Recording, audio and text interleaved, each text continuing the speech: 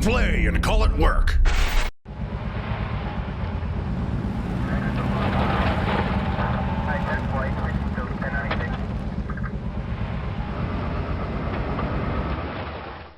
Hey everybody, Matthew here from MiniWarGaming.com, and welcome to this week's Sit and Talk, the show where we just answer your questions about pretty much anything, but usually about wargaming related things. And remember, there's two parts to this show. The first is free for 30 minutes, answering questions from everybody. And the second part is in the vault, up to 30 minutes, basically depending on how many questions we have left. But I should have plenty. I've got 10 pages of comments right here, so I don't even think I'll get through all of them. The second half is only for vault members, and there's a link below to watch that when you're done this. If you want to leave comments or questions for next week's guests, which will be Josh and Lee, leave it in the comment section below. If you're watching us on YouTube, you'll notice the comments are disabled. It's because you need to click the the link in the description to go to our site, leave comments there instead. And since there's two guests, Josh and Lee, if you have a specific question for one of them, then just make sure you say their name first. Like, Josh, what do you think about this? Or Lee, what do you think about this? And of course, if you want to reply to anything I say, then just put Matt at the beginning, and that way I can read and see what you say. But other than that, I'm just going to jump into it, reading your questions, and make sure you thumb up questions that you'd like to see answered, because we do go by order of the ones that are thumbed up the most, and then we just randomize them after that, not based on order of when they were entered or anything, just to give everybody a chance to have their questions answered. So, let's do this. Karothu! First of all, thank you for all the great content you and the rest of MiniWarGaming team have put out this year, especially the great narrative campaigns and all the fun stuff you all do. Now, this was written 5 days ago, so yeah, I guess that would have been last year. So happy New Year, Krothu, and thank you. I thought it was a good year for content as well, and so I was very happy with it. As a question, I'd like to know what happened to the Open Vault series or show? Has it just fallen off the to-do list, or is there no time? Maybe it doesn't have as many views anymore. We should be doing it, and I'll give Quirk a swift kick to get him in gear to do it again. So really, it just been so busy that it's been hard to fit it in, but you're right, we should be doing more of that. I think it's an important part of the vault, is to be able to see the behind the scenes of MiniWarGaming. You might have answered this before, but how did you and Dave get to know each other, and how did you come up with the entire idea of MiniWarGaming, and has it lived up to your expectations? Now, I have told this story many times, so I'll tell a short version. Dave and I met because we go to the same church. His family moved into the area when he was a young teenager, I think, or maybe almost a teenager. I don't remember exactly when.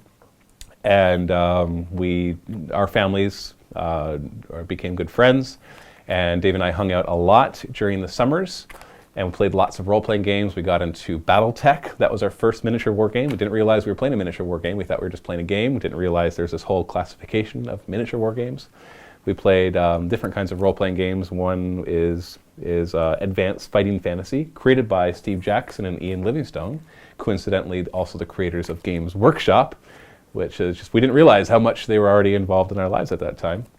And then later in our lives, in our adult lives, Dave had his own business, I had my own business. Mine was in marketing, his was in landscaping.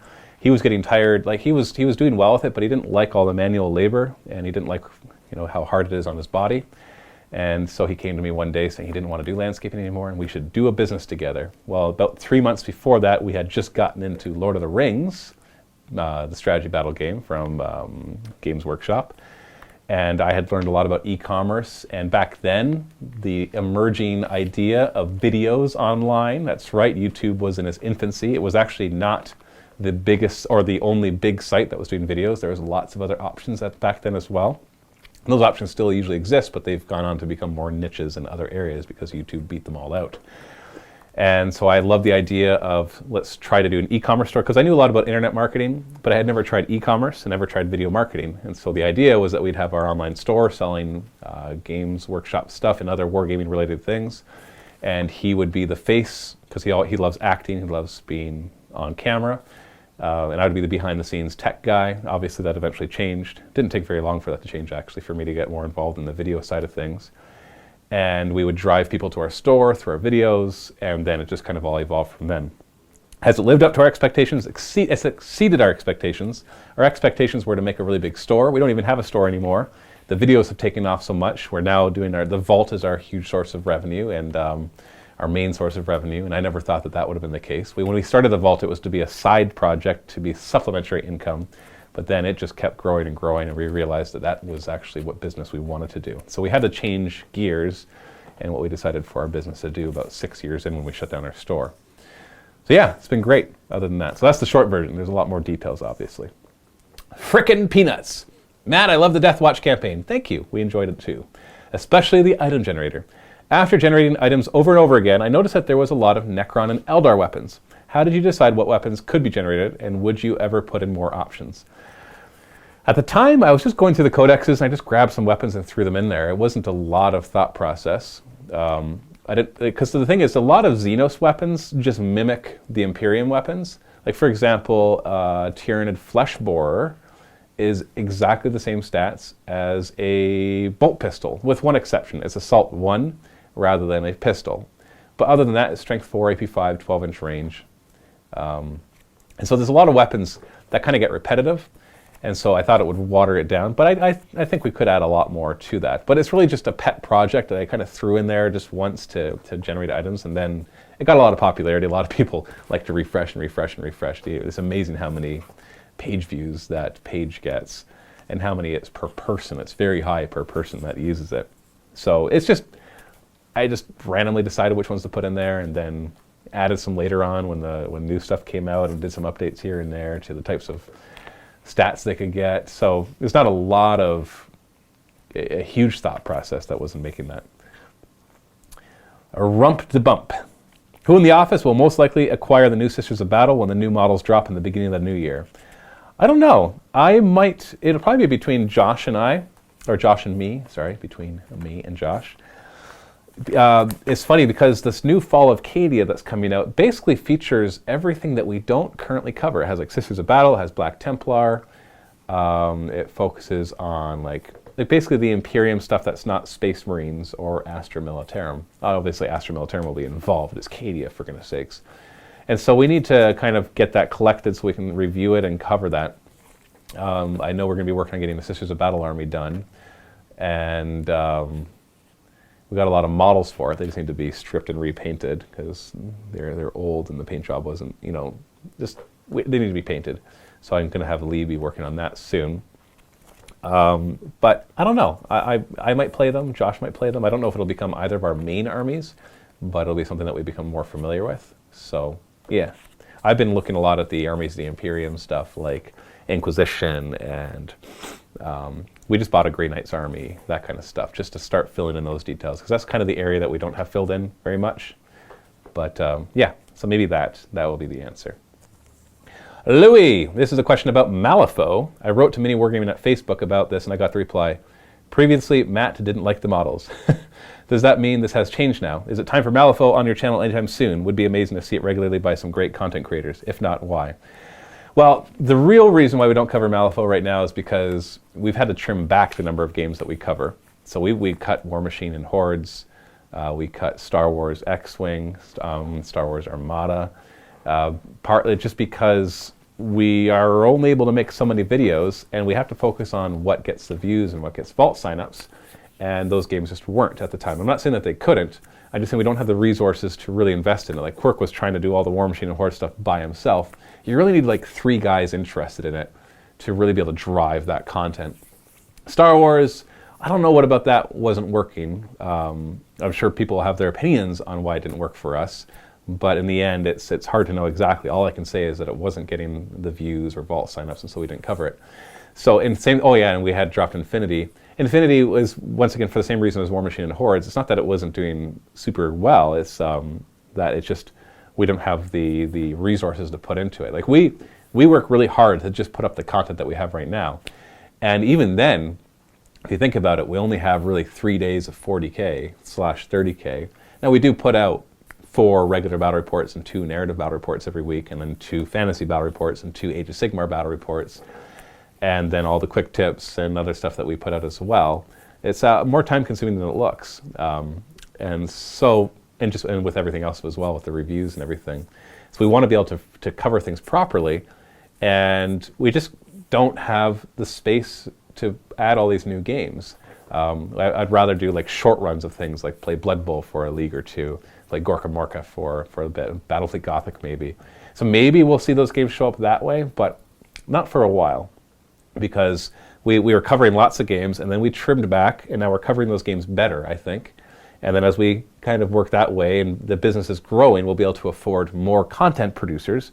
And then we're going to hit some sort of critical mass where once we have enough content producers, we'll be able to introduce a new game that we'll be able to cover. Basically, if we're going to introduce a new game, I want at least 3 people interested in it, really interested in it, and 3 people covering it. And I'm not going to necessarily take them away from everything else, because you don't need 3 people covering one game and that's all they do. Now, as for the models, I remember back in the day when we were covering all sorts of games, I looked at Malifaux and I didn't really appreciate some of the aesthetics of some of the models. I don't like when models get, and I know people are going to disagree with this. This has always been a point of contention between me and some of our viewers. I don't like when things are overly sexualized. Especially when, let's just leave it at that. Basically, I think you know what I mean. And a lot of games can do that. And I know somebody's going to type the comment, yeah, you don't mind violence, but it's just different. Like when models are on the table and you're shooting guns, you don't see the blood and gore of the shooting guns. But when you have a model on there that's suggestive, and I realize people are going to disagree with that opinion. And you know what? It doesn't matter, because we're the ones that run the company, and so it's our opinions that will determine that.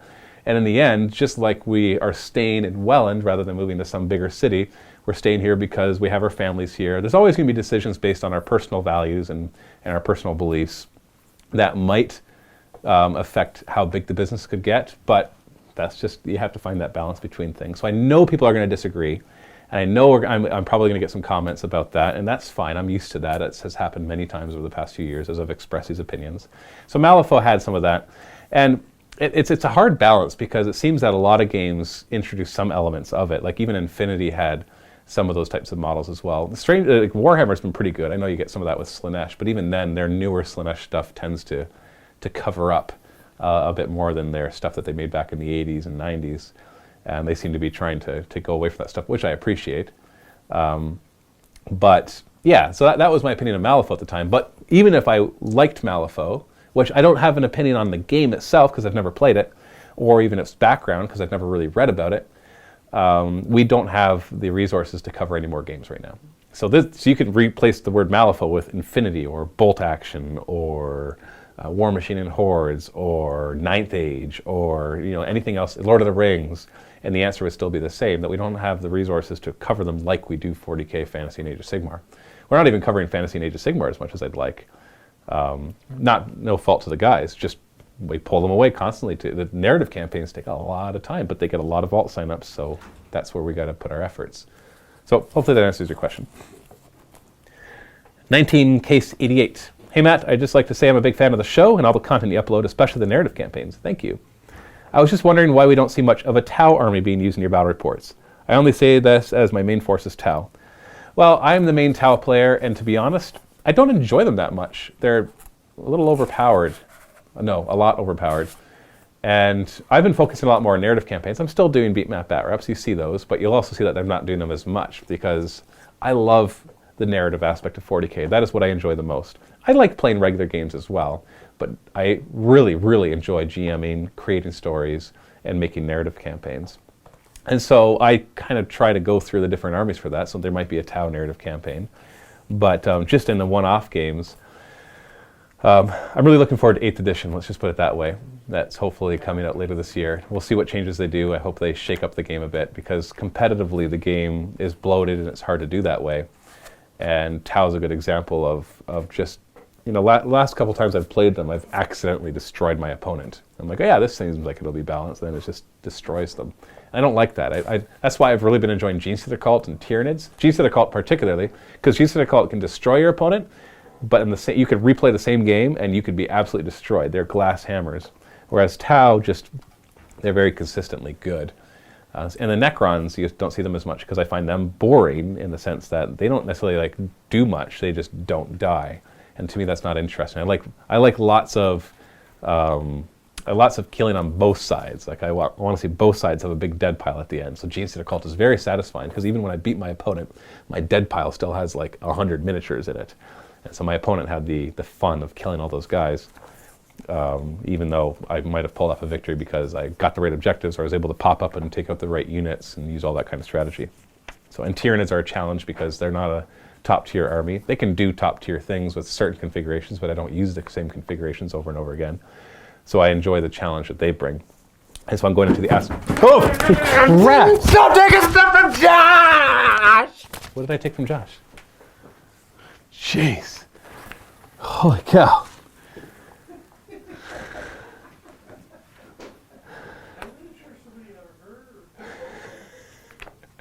What was I saying?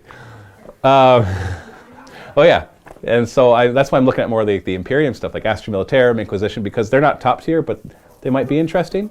It's hard to say. There's a lot of updating that needs to be done on all these things. Okay. Also, where did Quirk and Dave get their custom dice made? I think that is ChessX. You can contact them and they'll make it. We get large quantities done though, so I really like a set and I'm having trouble finding places to make them. Keep up the good work for the greater good. Yeah, I'm pretty sure it's ChessX. Yep. Henry 1170. Could you play a Leviathan Dreadnought in semi-competitive 40k, and if so, how? Yeah. Hold on. Leviathan Dreadnought? Yeah, I think they have 40k rules. I know that. Yeah, it totally does. That the Leviathan. They just lose the ground flux. Yeah, no, they totally have 40k rules. You can go on. I think you can just go on Forge World and look up the Leviathan Dreadnought, and they'll have the PDF rules for the 40k. And it got renamed the Relic Leviathan. Yeah, it's a Relic Leviathan Dreadnought. So yeah, you totally can. The rules are all there. It's slightly different. It'll be different points, slightly different rules, but yeah, it is there. It's a great Dreadnought. It's a lot of fun. Spallans, greeting from Wales. Hope you've had a good Christmas. I did, thank you. Been a Vault member for a while now, finally emerging into the comments here. I've been in the hobby for a number of years, but only recently started to play 40k. I've been collecting Necrons for years, love the look of those chaps. And really appreciated the how-to-play series of videos you put out back in the day. My question, though, is whether you'd consider putting out a similar style of video series for tactics for playing the various armies. I know people have requested that. I just haven't wanted to. And I know that sounds like a funny thing to say. Maybe they would be successful, but I don't have this drive to do that because we don't play super competitively here. Like, yes, we do, but we don't enough. Like, our focus is not on making tons and tons of competitive tournament-style battle reports. Ours, I've always tried to focus, even when we play the competitive ones, on more, I won't say just narrative, but more on a leisurely, I don't know what the right word is. Like, for example, I know what the competitive Tyranid list looks like. I know how to build it, but you'll never see me do it because I don't like doing the same thing more than once. And so I like variety. I like to change it up, but that means bringing in elements that aren't as powerful. And that allows people to come in of all different power levels. So if somebody comes in with a high power level, then we'll try to play high power level. If somebody comes in with a mid power level, then we'll try to play mid power level. Same thing lower. So it's more like we try to portray the people that you want to play against at your local gaming club. The guy that won't just always show up with the same cheesy army and refuses to admit that it's overpowered. And so since we don't play that way, we don't find all the meta stuff. We don't do as much research to get all that. Now there are some exceptions, like when we first got into Blood Bowl, I did research on that because I knew nothing about it, and so I wanted to learn how to build the right armies and all that kind of stuff. But even then, I'm hardly the expert on how to play Wood Elves for Blood Bowl. Like, I've only been playing them for one league. And so we could do a basic series of how to play them, but like there's tons of people out there, especially on forums, that they'll talk about net lists, which is basically like the perfect lists. You can look at people who cover tournaments and see what kind of lists show up there, and that's where you're going to get your real information on how to play competitively. And that's just not what we do. It's not our style. So we're more. That's why we focus so much on narrative campaigns, because that is our style. That is what we love. We love the role play, the GMing, that kind of style of game rather than competitive. So doing tactics videos, we have done in the past, but I don't know how. Maybe we'll end up doing them soon or later. I don't know. But right now, I don't have interest in doing that. T-Back 1. Great work on the Space Hulk narrative campaign. All of those involved producing a great campaign. Thank you. Are there any narrative campaigns on the horizon for Horus Heresy, or maybe even a few reenactments of famous stories and battles? No plans right now. I'm still having fun building the 40k narrative campaigns.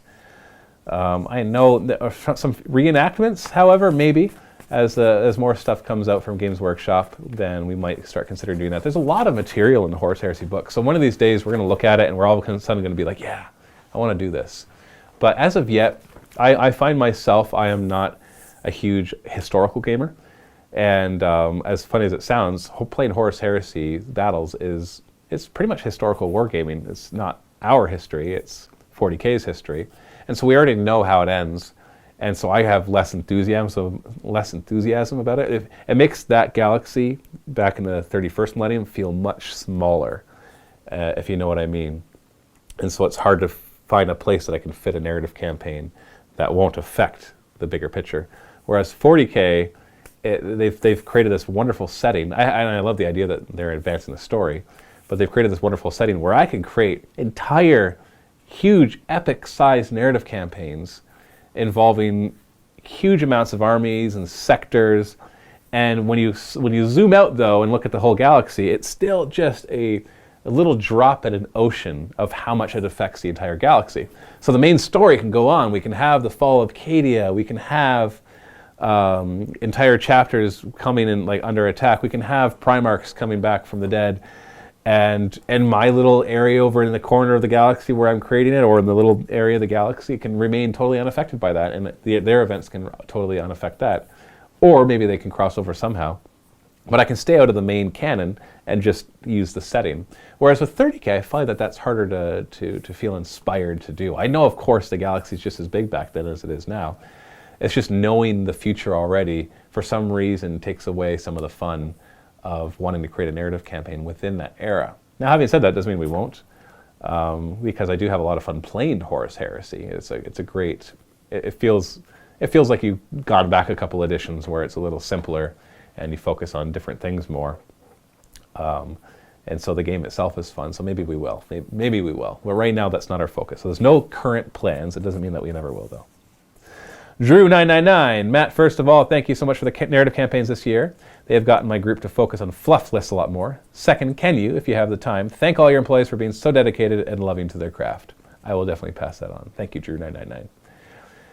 Miso. Matt, did you underprice the lifetime vault memberships for Dave's Kickstarter? It looks like you could have gone for $500 quite easily.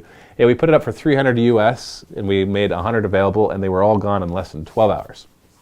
So, was it because they were a ridiculously good price, or because it was limited, or because we don't normally do lifetime memberships?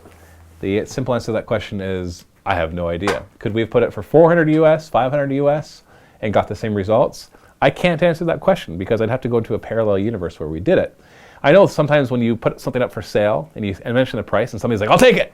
You feel a tinge of regret, oh, I probably could have got more money for it. But maybe not. Maybe if you just increase the price a bit, then all of a sudden nobody would want it. So it's really hard to know the answer to that. I don't regret it. I'll answer that question. The 300 US is a good value for it. It's a good value for the Vault members. It's a good value for us. I've done all the math, and it just works out nicely. So I don't regret it at all. So on to the question. I know Dark Potential was a long time ago, but have you ever thought of doing a board game Kickstarter for your next project? Actually, yes. Dave really wants to do one of those potentially this year, if we can get to it. He's got a couple ideas for board games, one of them being related to Dark Potential, and another one being totally unrelated to that. So, yes, that is something in mind. Dave added a board game to his film, but instead of a spin-off game, I mean more like the recent Kickstarter Kingdom Death Monsters or Shadows of Brimstone. Yeah. In other words, a deluxe, sophisticated board game with an original IP. These board game Kickstarters are phenomenally successful, and as it's a self-contained game, you won't have the pressure of trying to create an entire continuing miniature line. Kingdom Death is now at 8 million on Kickstarter, though it's a very unfamily-friendly art and IP. No, I'm familiar with Kingdom Death. I've been watching that Kickstarter. I'm amazed at how much they've raised, especially when you consider they don't have a lot of backers. Like, they have a lot of backers. It's like 13 or 14 or 15,000, but that means the average backer is giving like $500-600, and you have to remember something. I agree with you. That's something that we've thought of doing, that we want to do. It kind of opens up a whole new can of worms of other stuff, logistical stuff that we'd have to get into. So we have to be careful as we go into that we don't pull away from our main focus of our business that's currently making money. But you also have to remember that you're seeing the Kickstarters that are successful. For every Kickstarter that's successful, there's a bunch that aren't. So it's not like if you just do a board game Kickstarter, you're going to make millions of dollars. Of course not.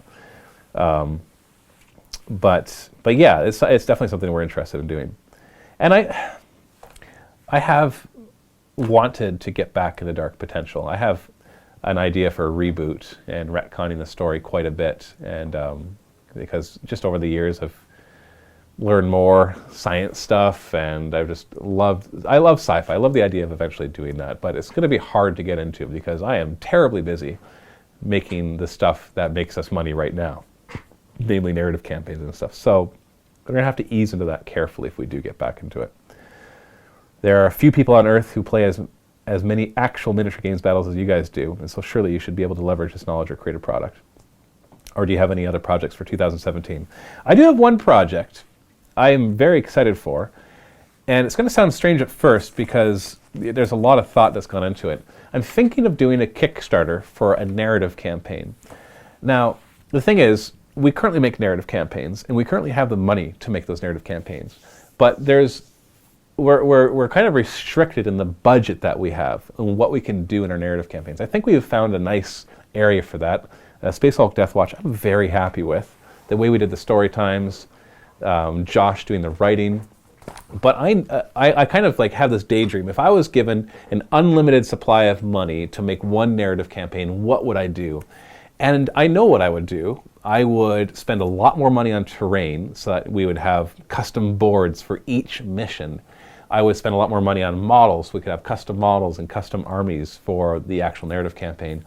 I spent a lot more time on the writing, right? Like with the amount of time that Josh was allocated for writing, I would give him way more. We'd have more story meetings. We would create more of the campaign ahead of time so we could have more foreshadowing and more cool stuff in the actual stories. I spent a lot more money on the story times and maybe animate them more and get a higher production quality. Rob did a great job within the budget and time allowance that he had.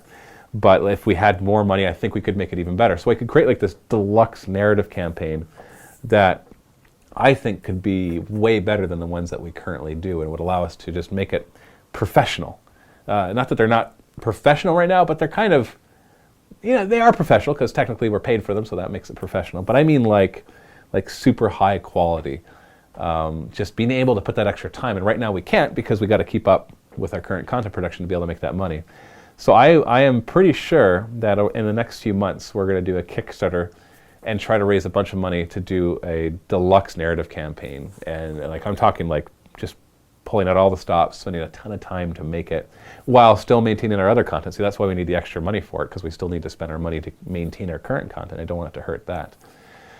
So that's something that I have in mind to do. I'd love to hear your thoughts on that, of course. I'm probably going to be talking more about it, maybe making a Facebook post or putting up a YouTube video the next couple weeks once I have more logistics kind of put together in my mind, to see if people would support that, or if they're like, nah, you're being too greedy, you already have your vault memberships. But it's not about making more money necessarily. Like, of course I hope to make a profit from it. We are a business after all. But it's more about lifting that limit of this budget that we normally have to create a narrative campaign and having much more of a budget. Like essentially advancing ourselves a few years. Like we already have way more budget now than 2 years ago we did. The amount of terrain that we can make now and miniatures that we can get is way more than we could do 2 years ago. So I will almost want to kind of take a peek into the future. What if we did have the resources to do this? So that's a project I'm thinking of for 2017. I know Dave also wants to do a Kickstarter for a board game, and he has a couple ideas for that, which I think could be a lot of fun. And then other than that, doing more narrative campaigns and just trying, and overall, just continue the content we're doing the reviews of things as they come out, and trying to improve on how we do everything, and just grow that way. Eventually hiring more employees. That all depends on the number of vault members that we have, of course. We always have to make sure we remain profitable, and we can, not spend more than what we make, obviously, so we can do that. Only have a minute left, so let's do another comment or question here. Incarnadine, Dread Overlord Matthew, was wondering what your process for accepting free samples in exchange for promotion is. A friend and I are looking seriously at starting a company producing battle mats, and I'd be happy to send you guys one. Also, I plan to make them for Blood Bowl as well. Thanks in advance. It's quite simple. If it's something that's high quality enough that we would use in our battle reports, I'll accept it, and you send it to me, and usually what we do, gaming mats, for example, we get them. For the first few battle reports that we use them in, we mention where they're from. After a while, we stop doing that, partly because it's harder to keep track of where they're all from. And partly because, you know, we start mixing up stuff. Like the game mat is from this place, and this piece of terrain was made by this one, and that piece of terrain was made by that one, and this piece of terrain was made by that one, and these miniatures were painted by that one. It would take us 20 minutes of the video just to go over all that stuff, which would be cumbersome. But we'll do it for a few videos, and then we usually do like a standalone video showing off the new stuff that we got as well. So that's typically the arrangement that we have with the different companies. And so if you're interested, you just contact me, Matthew at MiniWarGaming.com, show me images of what you want, and I'll let you know if we're interested. It's as simple as that. And we love free stuff, obviously, especially if it's stuff that we can use.